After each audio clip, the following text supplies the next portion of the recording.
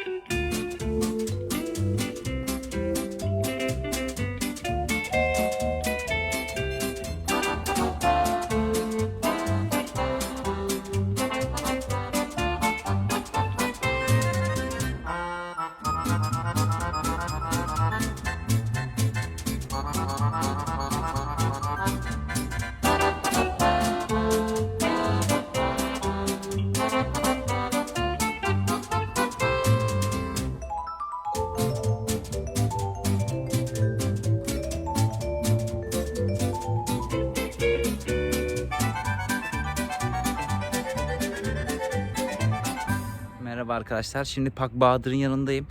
Park Bahadır'ın hikayesi çok uzun İzmir'de. İzmir'de daha Kültür Park'tayken hayvanat bahçesi buraya taşınmadan önce Bahadır geldi. 64 yıllarındaydı sanırım. Çok uzun yıllar kaldı İzmir'de. Ve Kültür Park'ın bir sembolü halindeydi. Buranın da bir sembolü halinde Park Bahadır. Bahadır'ı yani herkes bilmez ama çok eski İzmirliler bilir her zaman. Ve hayatını 2007 yılında kaybettikten sonra Doğal Yaşam Parkı'nda böyle güzel bir yer ayarlamışlar onun için. Çok da güzel olmuş. Anıyoruz Bahadır. Puh. Hadi gidelim.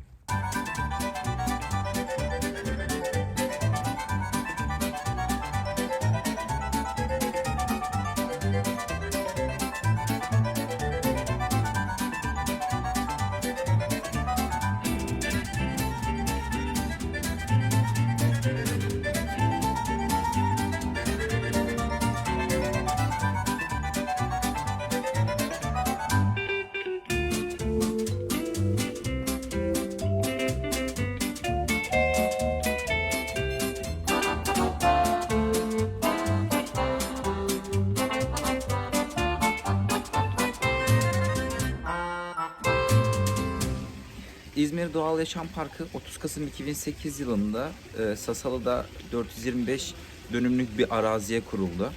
Ve kendi şehrim diye söylemiyorum ama Türkiye'nin ilk doğal yaşam parkı burası.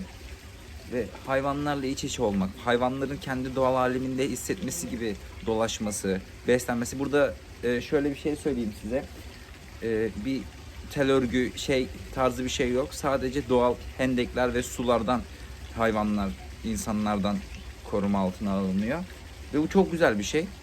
Hayvanlar her gün düzenli olarak beslenip yıkamaları, işte temizlenmeleri yapılıyor.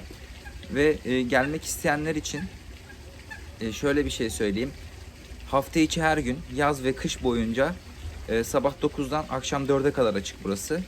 4'ten sonra da çünkü hayvanların bakımları, yiyecekleri ve vesaire vesaire o şeyleri yapıldığı için akşama geceye kadar açmıyorlar buraları. Çok güzel bir yer. Gezmeye devam edelim. Ama ben şu an çok rahatım ya. Çok iyiymiş burası. Kendimi safaride gibi hissediyorum. Hadi.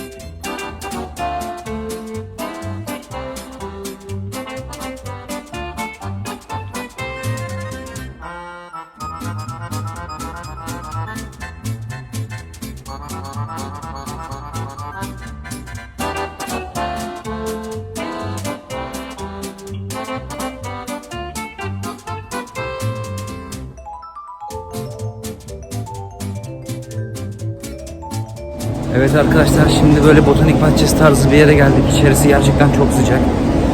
Burada sürüngenler, timsahlar, balıklar, iguanalar, yılanlar. Sanki bütün eski sevgililerim karakterleri bir araya toplamış.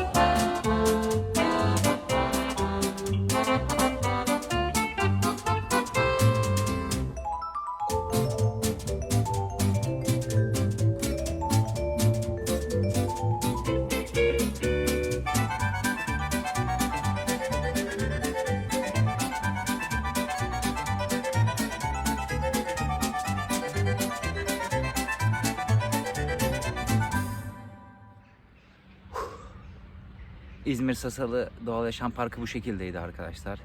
Gerçekten doğası, hayvanları, bakımı, her şey çok güzeldi. Ben çok beğendim.